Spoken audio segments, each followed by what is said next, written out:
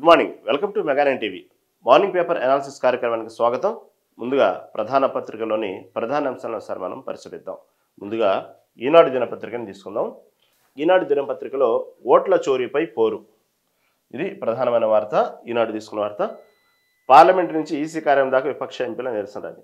మొన్నటికి మొన్న మనం అందరం చూసాం. దేశవ్యాప్తంగా రాహుల్ గాంధీ ఒక సంచలనమైనటువంటి ఒక వీడియో తన యూట్యూబ్ ఛానల్ ద్వారా వదిలినటువంటి వీడియో దేశవ్యాప్తంగా సంచలనమైంది. అనేక మంది మధ్యలో ఒక ఆలోచన అయితే కలిగింది.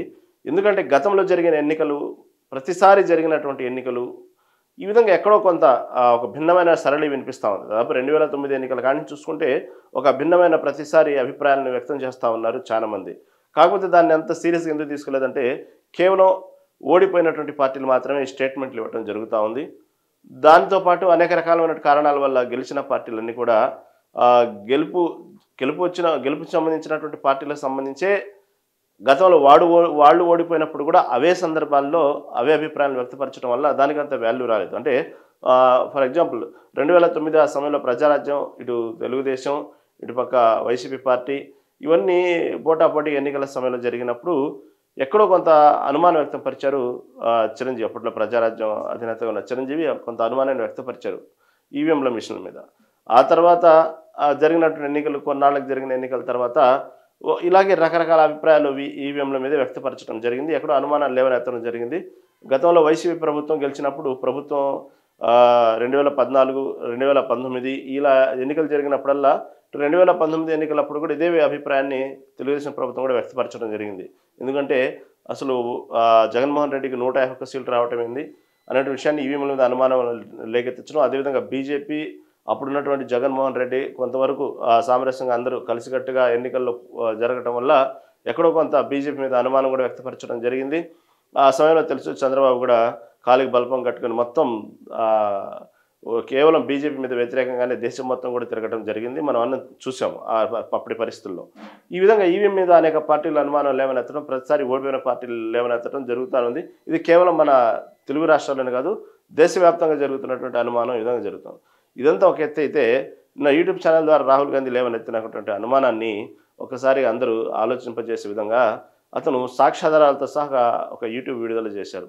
అంటే ఒక వ్యక్తికి 2-3 చోట్ల ఓట్లు ఉండటం, వేరే వేరే రాష్ట్రాల్లో ఓట్లు ఉండటం, అదే సెగ్మెంట్లో 2 చోట్ల ఓట్లు ఉండటం, ఈ విధంగా దాదాపుగా అనుమానాలను లేవనెత్తుతో పాటు కొంతమంది ఏ విధంగా కొన్ని ఎన్నికల సరళి కూడా తీసుకొచ్చి ఇలా కొన్ని నియోజకవర్గాలు, కొన్ని ప్రాంతాలు 100% కాంగ్రెస్ పార్టీ గెలిచిద్ది అనేటువంటి సందర్భాల్లో ఒకసారిగా అనుకోనిటువంటి రిజల్ట్స్ రావటం, దానికి పార్టీ కొంచెం డీలా పట్టడం, అక్కడ ఉన్నటువంటి ఇన్ఛార్జీల మీద, అక్కడ ఉన్నటువంటి పార్టీకి సంబంధించినటువంటి ఎమ్మెల్యేలు ఎవరైతే శాసనసభ్యులుగా ఉన్నారో వాళ్ళందరి మీద సీరియస్ అవ్వటం ఎక్కడో ఈ విధంగా జరుగుతూ ఉంది. కానీ కావలసినటువంటి ఏదైతే వాళ్ళకి ఎక్కడో కొంత మనస్సాక్షి మాత్రం ఏదో తేడాగా ఉంది, ఈ విధంగా జరగడానికి ఛాన్స్ లేదు అనేటువంటి విషయాన్ని ఎక్కడో కొంత అనుమానాన్ని రాహుల్ గాంధీ వ్యక్తపరచడం ఈ విధంగా నాయకులతో చెప్పుకోవడం, చర్చించడం జరుగుతూ ఉంది. కానీ ఇలా కాదు అనేటువంటి ఒక విషయాన్ని బెంగళూరు ఎన్నికల్లో మాత్రం స్పష్టంగా అర్థమైంది. ఎందుకంటే రాహుల్ గాంధీ భారత్ జోడో యాత్ర కానించి తీసుకుంటే వచ్చినటువంటి విశేష స్పందనను చూసి అతను ఒక ఐడియాకి వచ్చారు రాహుల్ గాంధీ. ఆ తర్వాత జరిగినటువంటి పరిణామాలు, ఇటు బెంగళూరు ఎన్నికల సమయంలో బెంగళూరు సెంట్రల్ దగ్గర మహాదేవపురం అనే నియోజకవర్గానికి సంబంధించి అక్కడ అతను కొంచెం గట్టిగానే కూర్చోవడం జరిగింది. ఎందుకంటే బెంగళూరు సంబంధించినటువంటి ఎన్నికల క్యాంపెయినింగ్ వెళ్ళినప్పుడు కానివ్వండి, కొన్ని ప్రాంతాల క్యాంపెయినింగ్ వెళ్ళినప్పుడు ఆడ ప్రజాదరణ చూసి, అంటే సహజంగా ప్రజాదరణకి ఓటింగ్కి సంబంధం లేదు. అలా అనుకుంటే చాలామంది నాయకులు, ఇటు జగన్మోహన్ రెడ్డి కానివ్వండి, గతంలో చేసినటువంటి సిద్ధం సభలు కానివ్వండి, ఇవన్నీ మనం చూస్తే ఒక అర్థమైపోయింది.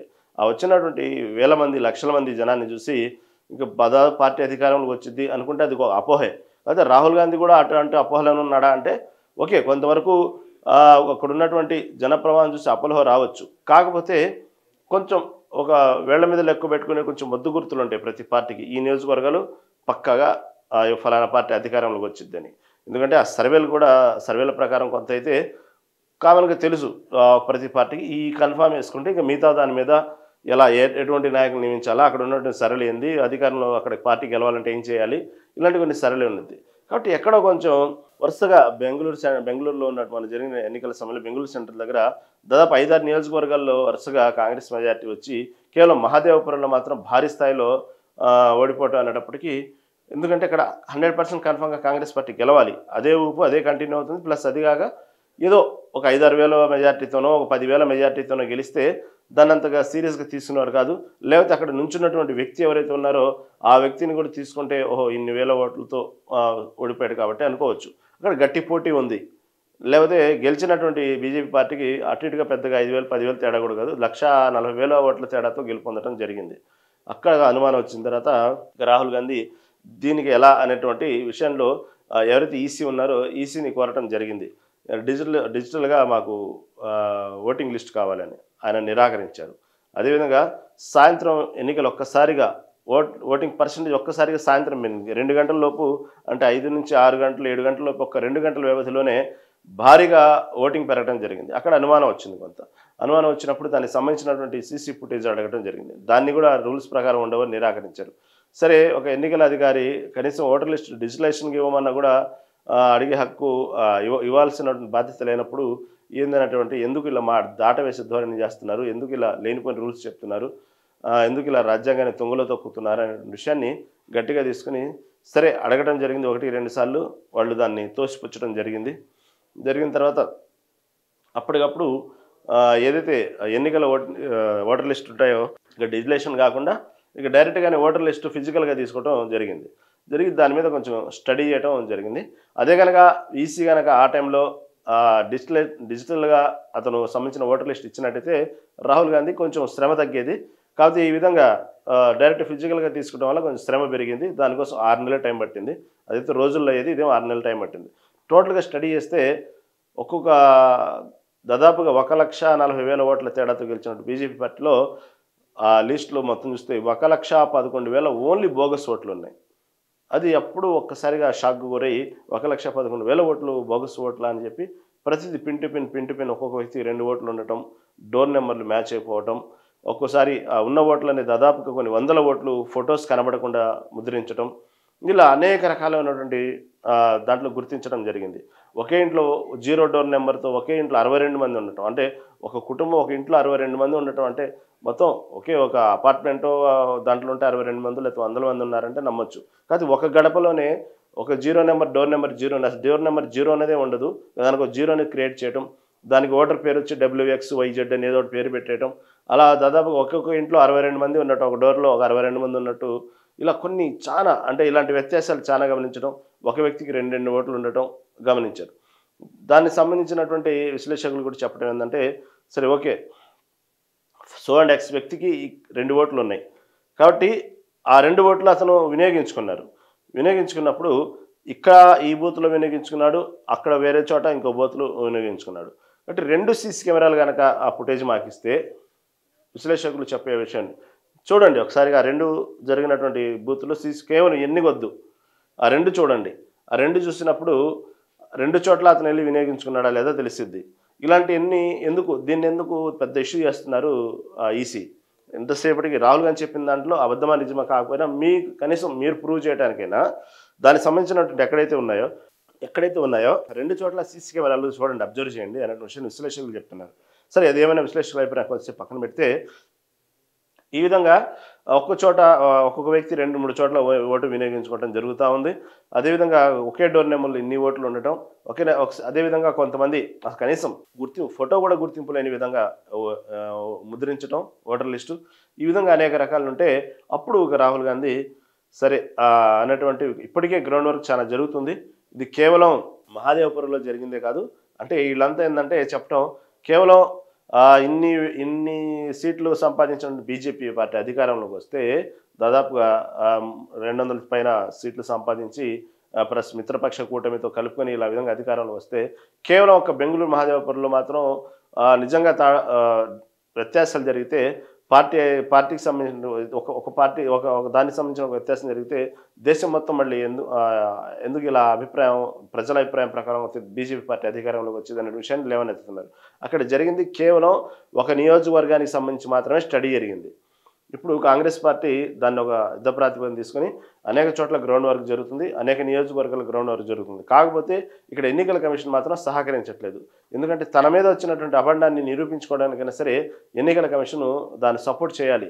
సపోర్ట్ చేస్తే దానికి సంబంధించినటువంటి ఏదైతే ఉన్నాయో ఆ డిజిటలైజేషన్ ఎన్నికల సంబంధించిన ఓటర్ లిస్ట్ కనుక ఇచ్చినట్టయితే దాదాపుగా వీళ్ళు తీయగలుగుతారు. కానీ ఎన్నికల కమిషన్ దానికి సంబంధించినటువంటి ఇప్పటికీ సహకరించకపోగా ఇదంతా ఒక పెద్ద అభాండు వేస్తున్నారు రాహుల్ గాంధీ అనేటువంటి విషయాన్ని చెప్తున్నారు.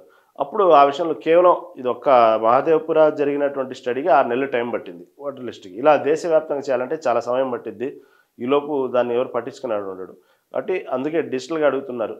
ఈ విధంగా అప్పుడు దానికి సంబంధించి రాహుల్ గాంధీ త్వరలో నగర ఎన్నికల కమిషను బీజేపీ కుమ్మక్కై ఏ విధంగా రాజ్యాంగాన్ని తుంగలో తొక్కుతున్నాయి, అసలు ప్రజాభిప్రాయాన్ని ఏ విధంగా, అసలు ఎన్నికలు అనేది దానికి ఒక అర్థం లేకుండా ఎలా చేసినాయి అనే విషయాన్ని నేను తొందరలో ఒక విషయాన్ని బయట పెడతాను, నా దగ్గర అణుబాంబు లాంటి ఒక ఆధారం ఉంది, తొందరలో బయట పెడతానంటూ చేసినటువంటి ప్రచారం నుంచి మెల్లిమెల్లిగా టోటల్గా ఈ రాహుల్ గాంధీ ఒక యూట్యూబ్ వీడియో ద్వారా చెప్పడం జరిగింది.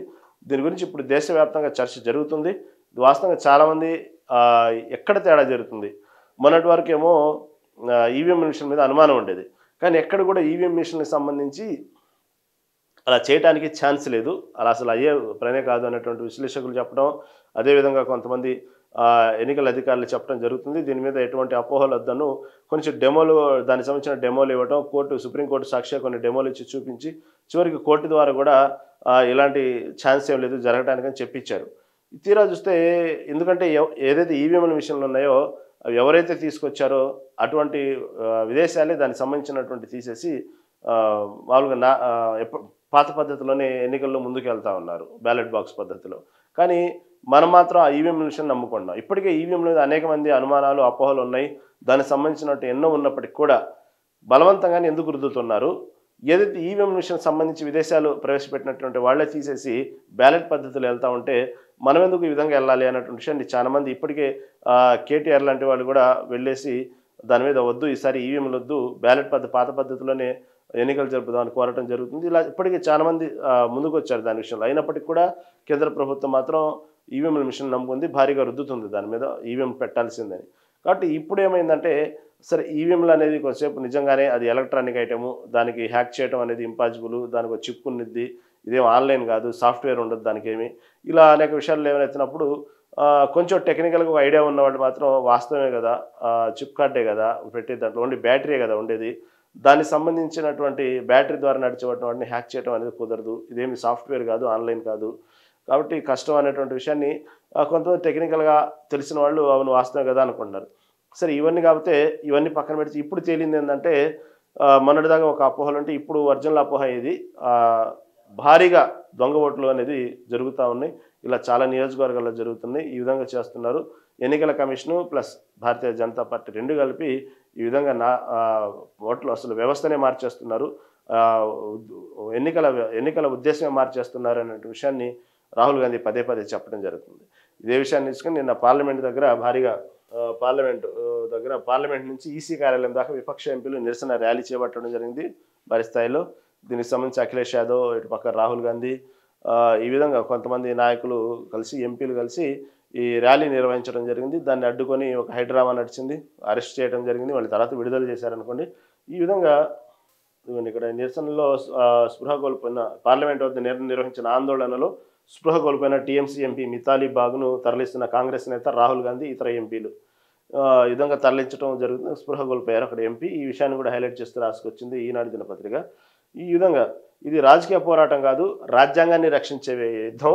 ఒక వ్యక్తికి ఒక ఓటు కోసం పోరాడడం, మాకు క్లీన్గా స్వచ్ఛందంగా ఉండే ఓటర్ జాబితా కావాలి, వారు దేశం ఎదుట నిజం మాట్లాడటం లేదు, ఓట్ల చోరీకి సంబంధించిన ఆధారాలను ఈసీ వెబ్సైట్ నుంచి తీసుకున్నాం అనేటువంటి విషయం రాహుల్ గాంధీ చెప్పడం జరిగింది. ఈ విధంగా ఒక ఫ్లడ్ కార్డులు ప్రదర్శిస్తూ నా పార్లమెంట్ నుంచి ఈసీ కార్యాలయం దాకా ర్యాలీ నిర్వహించడం జరిగింది.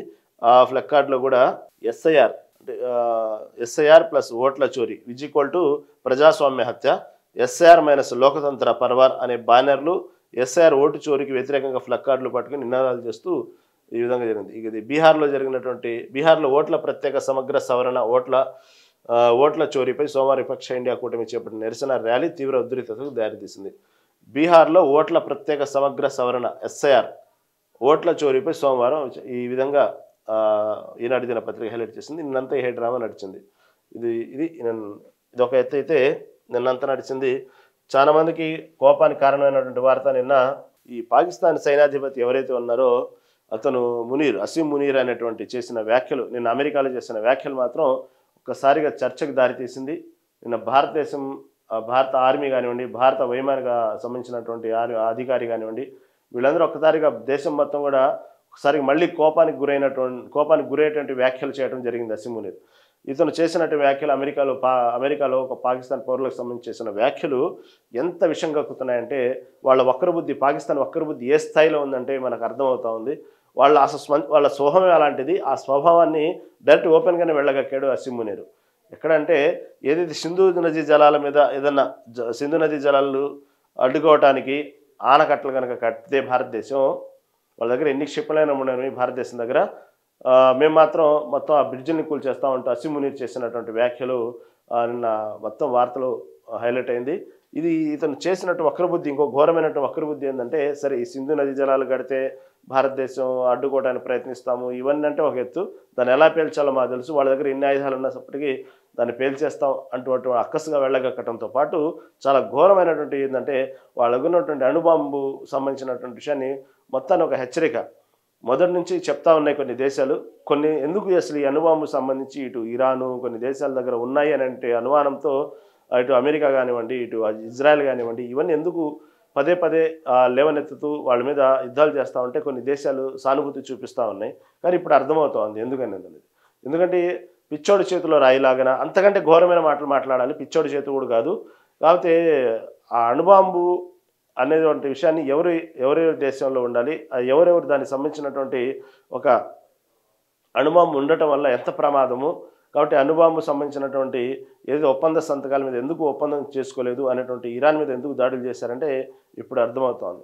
ఇతను చేసినటువంటి పాకిస్తాన్ అసీం మునీర్ చేసిన వ్యాఖ్యలు ఏంటంటే అణుబాంబు బూచిగా చూపిస్తూ ఎక్కడైనా సరే ఢిల్లీ స్థాయిలో ఇక మా దేశం డేంజర్ జోన్లోకి వెళ్తుంది అనేటువంటి కుట్రలు ఏదన్నా ఢిల్లీ స్థాయిలో కనుక మీరు చేస్తే మేమే పోము, మాతో పాటు సగం ప్రపంచాన్ని తీసుకెళ్తాం, అవసరమైతే అణుబాంబుని ప్రయోగిస్తాము, కానీ మేము పోతూ ఒక్కళ్ళమైతే మేము పోము, సగం ప్రపంచాన్ని నాశనం చేస్తాం. సేమ్ అదే వాళ్ళ వక్ర బుద్ధి, అదే వాళ్ళు చేసేది, అదే వాళ్ళు భయపెట్టేది, అదే వాళ్ళ వక్ర బుద్ధి కూడా అదే. అందుకే అణుబాంబు సంబంధించి ఎందుకు సభ్యత్వం తీసుకోవాలి, ఆ దేశాలు మొత్తం ఒక దాని మీద ఒప్పందాలు ఎందుకు చేసుకోవాలి అనుకుంటే విషయాన్ని ఎందుకు వచ్చినాయంటే తెర ముందుకు ఎందుకు వస్తాయంటే దీనికోసమే. ఎవరు పడితే వాళ్ళు అణుబాంబులు తయారు చేస్తే ఇదే విధంగా ఉంటుంది. పర్టికులర్గా ఇలాంటి క్రూరమైనటువంటి ఆలోచనలు కలిగిన వ్యక్తుల దేశంలో ఉంటే మాత్రం అది ఇంకా చాలా ప్రమాదం. కాబట్టి ఈ అణుబాంబు హెచ్చరిక చేయటం ఎంత ధైర్యంగా చేశాడంటే చూడండి, ఎక్కడ చేశాడు, అమెరికాలో ఉండి చేశాడు. అమెరికాలో కూడా పాక్ పౌరులతో మాట్లాడే ఉద్దేశం చేశాడు. ఎంతటి విషయం వెళ్ళగక్కుతున్నారంటే భారతదేశం మీద వీళ్ళు రోజుకి మొన్న 4 రోజుల క్రితం ఆపరేషన్ సింధూర్లో ఎక్కడ పాకిస్తాన్కి సంబంధించినటువంటి వైమానిక సంబంధించిన విమానాలు కానివ్వండి, ఈ వైమానిక గదులు ఎక్కడా మా ఈ నాశనం అవ్వలేదు, కేవలం భారతదేశం ప్రచారం చేసుకుంటుంది అంటూ మెల్లిగా స్లోగన్ స్టార్ట్ చేశారు. మొన్నటి వరకు ఆపరేషన్ సింధూర్కి సీజ్ ఫైర్కి ముందేమో కాళ్ళు పట్టుకున్నారు, చేతులు పట్టుకున్నారు, బతిలాడారు, ఏదేది చేసి ఆపరేషన్ సింధు ఫైర్ని భారతదేశ అమాయకులు లాంటి వాళ్ళు మనసు కరిగించి సీజ్ ఫైర్ చేయించుకున్నారు. ఎప్పుడైతే ట్రంప్ పదే భారతదేశం విషయం వెళ్ళగక్కుతున్నాడో, పాకిస్తాన్తో స్నేహహస్తం అందిస్తున్నాడో, మళ్ళీ వీళ్ళ వక్రబుద్ధి బయటపడింది ఒక్కసారిగా. వీళ్ళంతే మారరు, వీళ్ళు మొదటి నుంచి అంతే వీళ్ళకి. అందుకే మొన్న జరిగినటువంటి ఏదైతే ఆపరేషన్ సింధూర్లో మొత్తం క్లీన్ చేసేస్తే ఈరోజు వీళ్ళు మాట్లాడేవాడు కాదు. వీళ్ళకంతే ఒక్కసారిగా మనం ఛాన్స్ ఇచ్చామంటే అమీబాలాగా మళ్ళీ వ్యాప్తి చెందుతారు వీళ్ళు. కాబట్టి వీళ్ళ వక్రబుద్ధి అనేది చాలా ఘోరంగా ఉన్నది. అతను మాట్లాడే తీరు చాలా భయానకరంగా, చాలా వక్రబుద్ధిగా ఉంది. అంటే భారతదేశం భయపడిద్దని కాదు, వాళ్ళ ఉద్దేశం చూడండి. వాళ్ళ ఉద్దేశం వాళ్ళతో పాటు సగం ప్రపంచాన్ని నాశనం చేస్తాము, ఈ నదీ జలాల మీద ఆనకట్టలు కడితే మాత్రం ఫెయిల్ చేస్తాం అనేటువంటి విషయాన్ని అంత స్పష్టంగా అంత గట్టిగా అమెరికాలో కూర్చొని చెప్తున్నాడంటే ఎవరిని చూసుకొని చెప్తున్నాడు. భారతదేశం మీద ఒక్కసారికి మళ్ళీ ఎందుకు స్వరం మారింది, ఈ స్వరం మారటానికి కారణం ఏంది, ఈ రెచ్చగొట్టే ధోరణి ఏంది? వెంటనే ఎక్కడ తగ్గల మన భారత ఆర్మీ కానివ్వండి, భారత సంబంధించినటువంటి త్రివిధ దళాలకు సంబంధించిన అధికారులు కానివ్వండి, ఎక్కడ తగ్గల వెంటనే కౌంటర్ ఇచ్చారు. ఎలా బుద్ధి చెప్పాలో మాకు తెలుసు, కనీసం టచ్ చేసి చూడు నీకు అర్థమైంది భారతదేశం అంటే. వాస్తవం అది, టచ్ చేసి చూడాలా. కేవలం ఇవన్నీ కూడా రెచ్చగొట్టే ధోరణి మాటలే.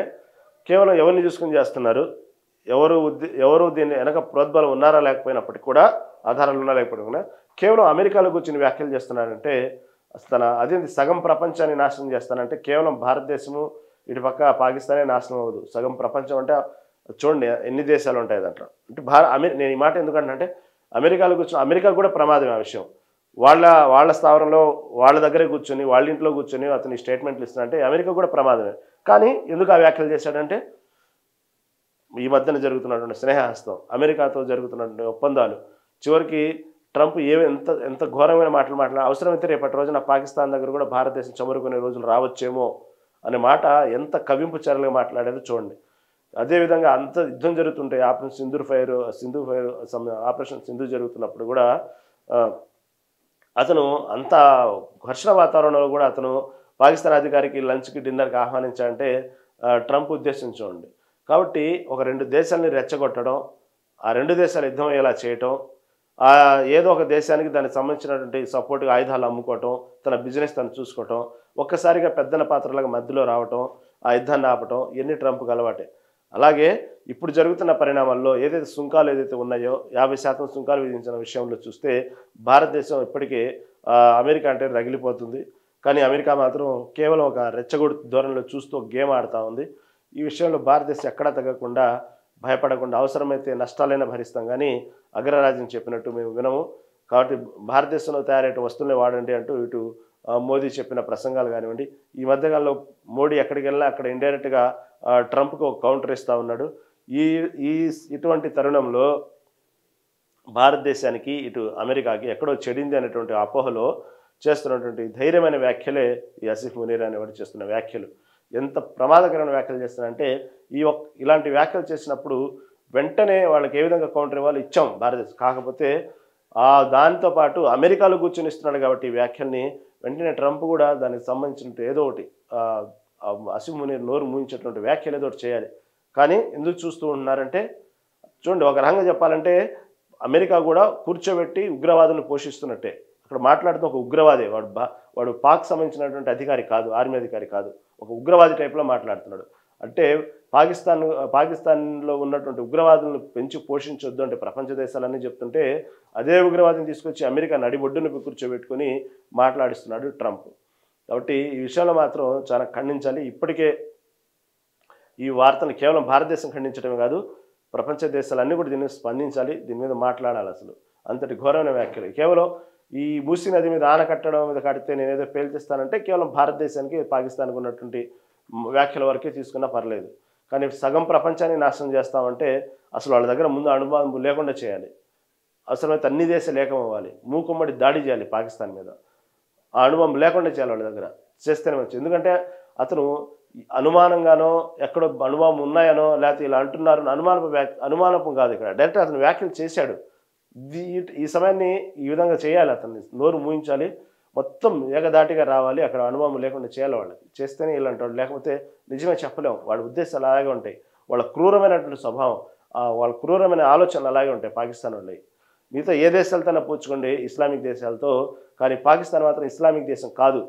ఎందుకంటే ఎంఐఎం అధ్యక్షుడు గతంలో కూడా చెప్పాడు, మీరు ఇస్లాం పాటించే పని అయితే ఇలాంటి పనులు చేయరు. మన జరిగిన పహల్గాం ఉగ్రదాడికి సంబంధించిన విషయంలో కూడా అదే చెప్పాడు. మీరు ఇస్లాంని అనుసరించి దేశం అయితే పాకిస్తాన్ కాదు. ఇస్లాం పేరు చెప్పుకుని ఇలాంటి ఉగ్రదాడులు చేయొద్దు, ఎక్కడ ఇస్లాంలో ఇలాంటి సందర్భాలు చేయమని ఎక్కడా ప్రోత్సహించలేదు. కాబట్టి వాస్తవంగా చూడండి, మిగతా దేశాలతో ఇస్లాం దేశాలతో పోల్చుకుంటే ఎంత సఖ్యతగా ఉంటారో, ప్రధాని నరేంద్ర మోదీని ఏ విధంగా ఆహ్వానిస్తారో, ఆ దేశంలో అత్యున్నత పురస్కారంలో ప్రధానికి ఇవ్వడం జరిగింది. ఎక్కడైనా చూడండి మిగతా దేశాలు ఈ విధంగా ఉగ్రవాదులను పెంచి పోషించడం, ఈ విధంగా చేయడం ఎక్కడ ఉండదు. కేవలం వీళ్ళ క్రూరత్వం, వీళ్ళ మనస్తత్వం, వీళ్ళ స్వభావాలే వేరు.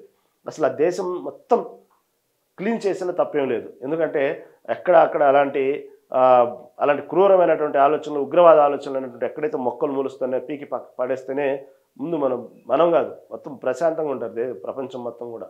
లేకపోతే ఎప్పటికైనా వీళ్ళు మా పక్కల బల్లెంతో పాటు ప్రపంచ దేశాలు కూడా చాలా చాలా డేంజర్ జోన్ ఇలాంటి వాళ్ళు ఉండటం భూమి మీద. కాబట్టి ఈ సమయంలో ఈ వ్యాఖ్యలు మాత్రం ఊరకనే వదిలిపెట్టకూడదు, మొత్తం ఏకమవ్వాలి, దేశాలన్నీ ఏకమవ్వాలి, అతను నోరు మూయించాలి. అంటే ఈ వ్యాఖ్యలు మాత్రం ఈనాడు దినపత్రిక హైలైట్ చేసింది ఈ విషయాన్ని. తర్వాత మద్యం కుంభకోణంలో సూత్రధారి జగనే అంటూ ఇంకో వార్తను కూడా హైలైట్ చేశారు. ఇది ఏపీలో మద్యం అమ్మకాల విధానాల మార్పునకు మూలం ఆయన. అనేక నిర్ణయాల్లో నాటి ముఖ్యమంత్రి పాత్ర, అక్రమార్కుల నియామకాలకు ఆయనే మూలం. A2, A3 నియామకాలు సిఫార్సు చేసింది అజయ్ కల్లం. అనుబంధ ఛార్జిషీట్లపై వెల్లడి. ఏదైతే ఉన్నాయో ఈ 2019, 2024 మధ్యకాలంలో 5 ఏళ్ల పాటు సాగిన మద్యం కుంభకోణంలో అప్పటి జగన్ ముఖ్యమంత్రి పాత్ర ఉందంటూ కూడా కేవలం నిన్న ఇప్పుడు జరిగినటువంటి ఏదైతే మద్యం కుంభకోణంలో అరెస్ట్ అయిన వాళ్ళకి సంబంధించిన విషయంలో తీసుకున్నప్పటికీ కూడా ఇప్పటికి అడిషనల్గా ఛార్జిషీట్ దాఖలు చేయడానికి కూడా ఇప్పుడు ముందుకు వస్తుంది. అదేవిధంగా అప్పట్లో ఉన్నటువంటి జగన్ కేవలం అతని యొక్క మొత్తం కనుసన్నల్లోనే ఇవంతా మద్యం కుంభకోణం జరిగింది అనేటువంటి విషయాన్ని కూడా ముందు చూస్తున్నారు. వాస్తవంగా బయట ప్రచారం కూడా అదే జరుగుతుంది. కేవలం జగన్ ద్వారానే ఇవన్నీ జరిగినాయి. వీళ్ళందరినీ అరెస్ట్ చేసి చివరికి జగన్ ఈ విషయంలో ప్రధాన సూత్రధారి, అతన్ని కూడా అరెస్ట్ చేసే అవకాశాలు ఉన్నాయంటూ కూడా అనేక రకమైన సోషల్ మీడియాతో పాటు కొన్ని పత్రికలు కూడా ఇప్పటికే ప్రచురిస్తూ ఉన్నాయి. చూద్దాం. ఏదేమైనప్పటికీ కూడా ఇవి ఈరోజు ప్రధాన పత్రికలోని ప్రధాన అంశాలు. చూస్తూనే ఉండండి మెగా 9 టీవీ.